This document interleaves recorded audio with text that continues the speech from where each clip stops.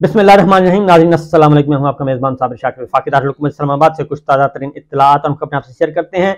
पिछला व्लॉग जरूर सुन लीजिएगा क्योंकि पिछले व्लॉग का ये तसलसल है, बल्कि ये पार्ट 2 है। पहला पार्ट पिछले व्लॉग में है और ये सेकंड उसका हिस्सा है। उसकी वजह यह है कि ज़ाहिर टाइम थोड़ा होता है, इतना लंबा व्लॉग नहीं किया जा सकता, सारी मालूमात आपको एक ही दफ़ा दी जाए। आप भी इतना टाइम आपके पास भी नहीं होता कि आप आधा आधा घंटा और 35-35 मिनट एक ही गुफ्तगू सुने।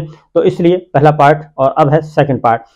इमरान खान साहब और एस्टेब्लिशमेंट के दरमियान मुज़ाकरात कामयाबी से अच्छाई की तरफ जा रहे हैं और गलत फहमियाँ दूर हो रही हैं और कुछ अंडरस्टैंडिंग्स मौजूद हैं और कुछ ऐसी पॉजिटिव नोट्स के साथ बातें आगे बढ़ रही हैं, मुस्बत अंदाज में आगे बढ़ रही हैं। डेडलॉक ख़त्म हो चुका है, डेडलॉक नहीं है। यानी डेडलॉक उसे कहते हैं कि जब आप कहें कि जनाब अब बातचीत नहीं हो सकती, मैंने आपकी बात नहीं मानी और मैंने आपकी बात नहीं मानी, आपकी बात भी मैं रद्द करता हूं, दूसरा फरीक है आपकी बात फिर मैं रद्द करता हूं, उसे कहते हैं डेडलॉक। और अगर ये बात ना हो और एक दूसरे की बात सुनी जाए और बात सुनते सुनते आगे बढ़ाई जाए, मुलाकातों का सिलसिला जारी रहे, कम्युनिकेशन गैप को ख़त्म करने पर इत्तेफाक हो जाए और उसे कहते हैं कि बात मुस्बत अंदाज में आगे बढ़ रही है।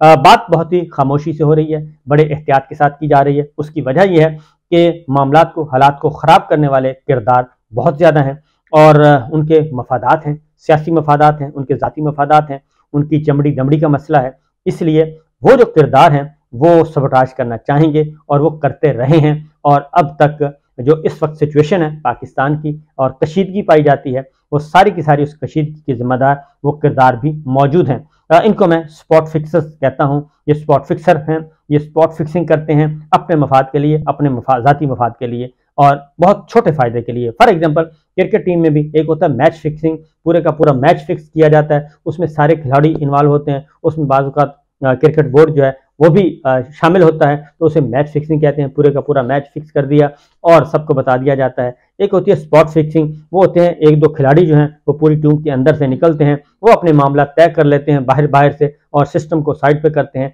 और इससे हमारे स्पॉट फिक्सर्स पकड़े भी गए थे, दीगर क्रिकेट टीमों को भी पकड़े जाते हैं। तो वो असल में वो ज़ाती फ़ायदे के लिए कर रहे होते हैं और वो अपना फ़ायदा सोचते हैं और निकल जाते हैं। तो यही कुछ पाकिस्तान की सियासत में इस वक्त हो रहा है।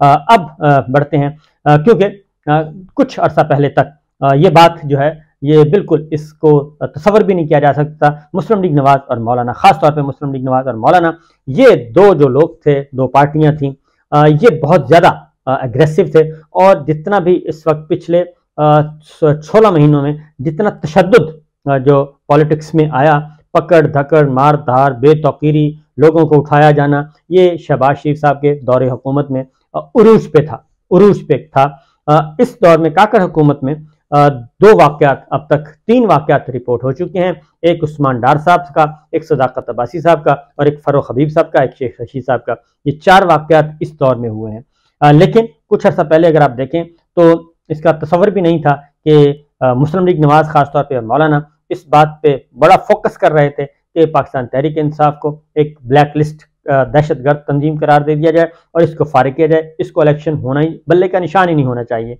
इमरान खान साहब को वो कहते थे इनको तो सजाए मौत दे दें तो कोई मसला नहीं है, इनको तो ठिकाने लगाएं हमारे ज़ाती फ़ायदे के लिए, क्योंकि ये ठिकाने लगेंगे तो फिर हम होंगे और हमारी बादशाहत होगी और यही इस्टेब्लिशमेंट होगी और इसको फिर हम अपनी मर्जी से ज़िबा करेंगे और इसके बाद फिर हम इनसे इंतकाम लेंगे। और उसका इजहार जो है वो हमने देख भी लिया कि नवाज शरीफ साहब को जैसे ही मौका मिला वापसी का तो उन्होंने सिलसिला वहीं से शुरू किया जहां से उन्होंने तोड़ा था।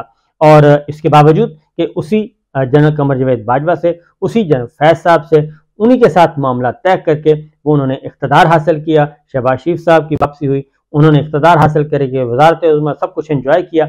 लेकिन जब सारे का सारा मज़ा लूट लिया गया, इख्तदार ख़त्म हुआ, निगरान हुकूमत हुई, वापसी का मौका मिला तो वापसी फिर उन्होंने वहीं से शुरू की। जिन लोगों के साथ मिलकर उन्होंने मामला तय किए थे ड्राइंग रूम में बैठ के, तो उन्हीं उसी आर्मी चीफ जनरल कमर बाजवा के खिलाफ उन्होंने कहा कि जनाब यही सबसे बड़ा दुश्मन है और यही सबसे बड़ा, इसने आइन शिकनी भी किया, सब कुछ किया है। अगर आइन शिकनी कमर बाजवा ने की है तो उसमें आप भी बराबर के हिस्सेदार हैं। वो सारे के सारे शामिल होंगे जो कि उनके ड्राइंग रूम में जाके उनके साथ मामला तय करते रहे। तो बहरहाल यहाँ से सिलसिला उन्होंने अपना जो अंदर का खूब से बातिन था वो सारे का सारा बाहर आ गया।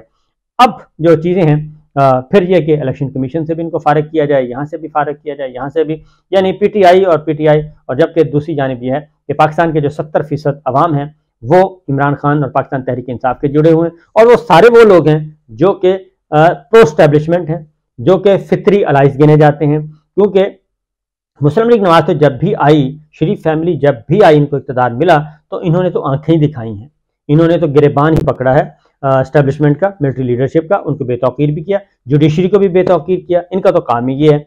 मौलाना साहब भी वही धमकियां शमकियां लगाते रहते हैं। तो सबसे पहले मुस्लिम लीग नवाज, शरीफ फैमिली और उनके साथ उन्होंने अपने साथ मौलाना को भी मिलाया हुआ था। हालांकि मौलाना काफ़ी ज़ीरक सियासतदान है, जो उनके इख्तलाफ किया जा सकता है, लेकिन वो इतने ज़ीरक हैं कि वो मुसलसल इख्तदार में रहने का फ़न जानते हैं। तो बहरहाल अब सूरत हाल ये है कि अब आहिस्ता आहिस्ता चीज़ें बदल रही हैं। नंबर 1 ये कि निगरान वज़ीर आज़म अनवार काकड़ साहब, जो कुछ अर्सा पहले तक कुछ और बात कर रहे थे, लेकिन अब वो कह रहे हैं कि हर किसी सियासी जमात को इंतखाबी अमल से रोकने के लिए अहकामात जारी नहीं किए।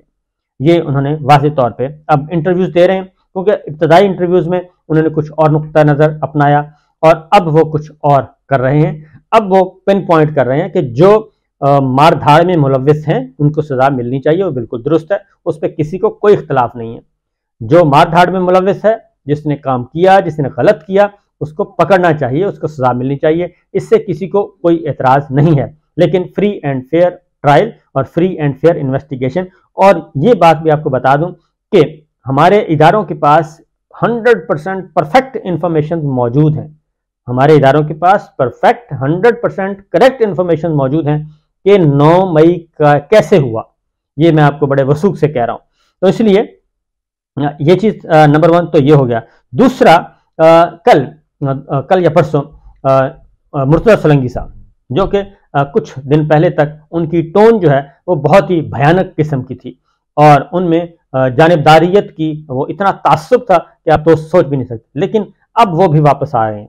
वो क्या कह रहे हैं? वो ये कह रहे हैं कि तमाम रजिस्टर्ड सियासी जमातें जो हैं वो इंतखाबी अमल में हिस्सा लेंगी और उनको इजाज़त होगी और उनको नहीं रोका जाएगा, लेवल प्लेइंग फील्ड भी दी जाएगी। वो सारे उनको सारी चीज़ें सामने आ रही हैं कि जनाब ये इसी तरह ही होगा और कोई हम इसमें रुकावट नहीं डालेंगे।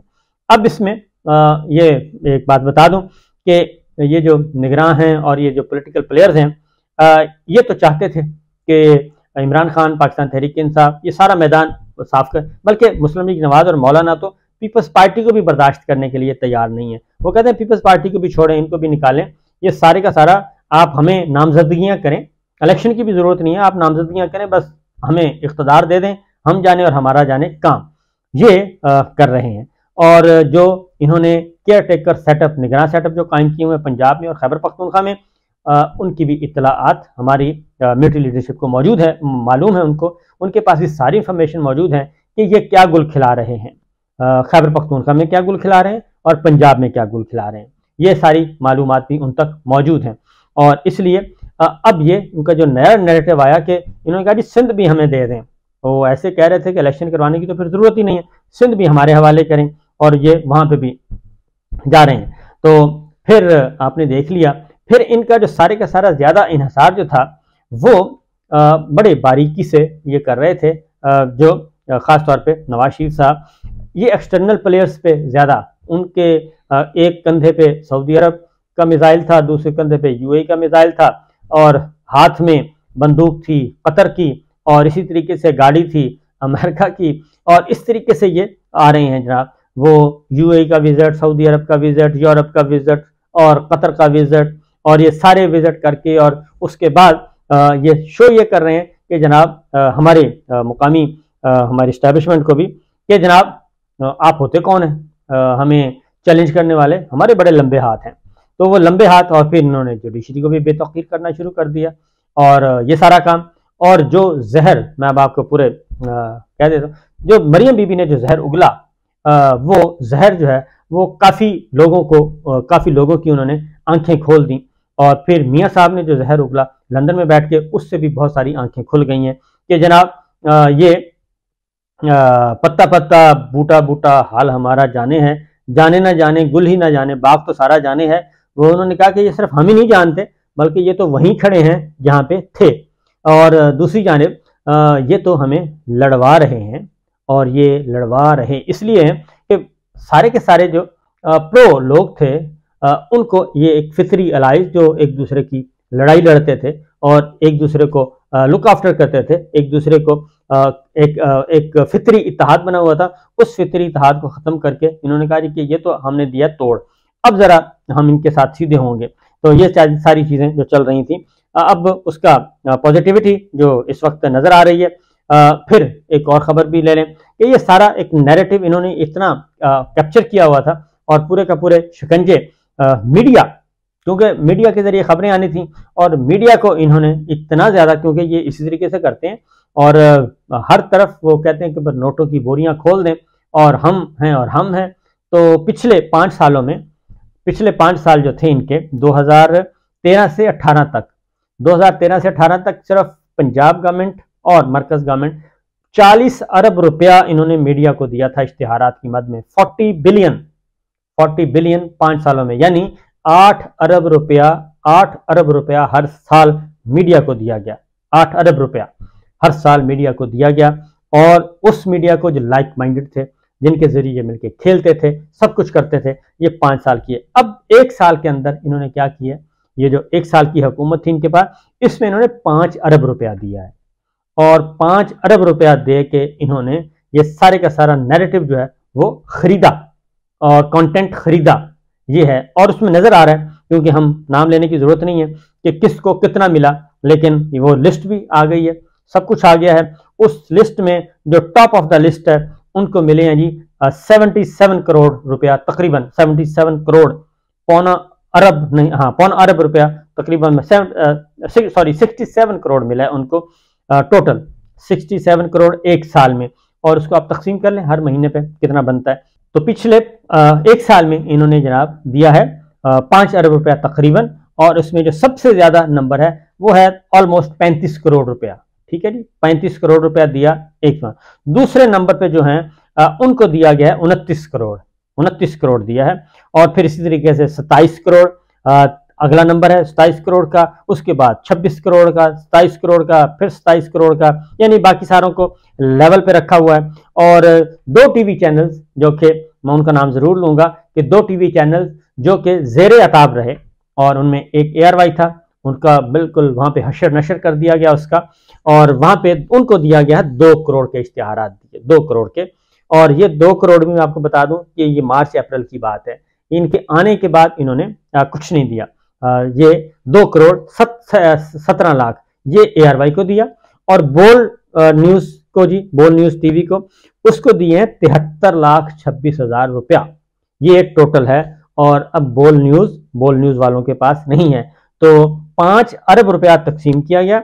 5 अरब में से 2 करोड़ 73 लाख रुपया जो है, यानी 2.25 करोड़ रुपया ARY और बोल को दिया गया। बाकी सारा पैसा इश्तिहारात की मद में बाकी मीडिया को दिया गया, और वो भी 5-6 जो है वो टॉप पे हैं। बाकी सारे तो जाहिर है किसी को 9 लाख, किसी को 20 लाख, किसी को 30। फिर इसमें एक और नंबर जो नहीं आया, वो अभी तक नहीं आ रहा, वो 1 अरब से ज्यादा वो डिजिटल मीडिया को दिया गया है।